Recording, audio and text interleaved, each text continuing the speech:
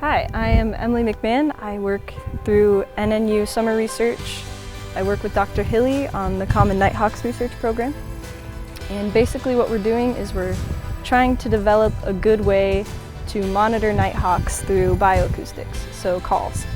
And so we have about 20 of these sites that you see right here set up at randomly generated points in the Owyhee Mountains as well as the Birds of Prey Conservation Area.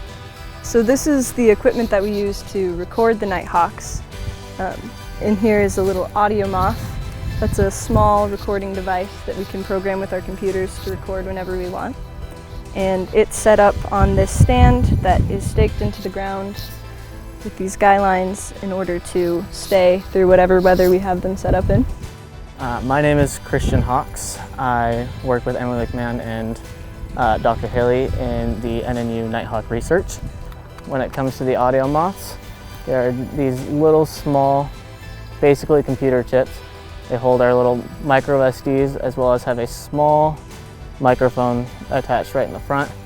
And what they do is we just set them on those custom recordings for 3 hours every night, an hour and a half before and after sunset, because that's when the nighthawks are most active. A fun fact about them, they used to call them goat suckers because they have really funny wide mouths, and so the farmers assumed that their goats were mysteriously dying because of the funky little birds with the big mouths.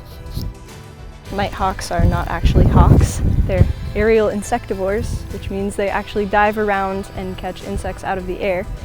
Right now we're actually at one of our favorite spots to do the surveys that we do. We're at the end of Conche Road, and the view here is just beautiful.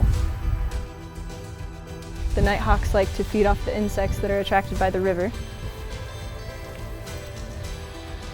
And what we hope to accomplish with this research is we are actually developing a call recognizer. The point is to have the recognizer spit out what's nighthawk calls out of the thousands of hours of recordings that we have at this point. And we use this equipment and this equipment to take 10-minute surveys to then plug those nighthawk calls into the recognizer and hopefully get it to work with about 90% accuracy.